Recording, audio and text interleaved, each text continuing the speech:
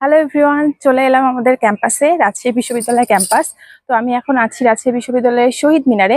এখানে কিন্তু একটা খুবই সুন্দর একটা প্রতিকৃতি আছে, একটা নারী শক্তি যে প্রতিকৃতি। এখানে একটা নারী আর তার পাশ দিয়ে অনেক মুক্তা বলতে আর কি তারা ঝরে পড়ছে এখানে।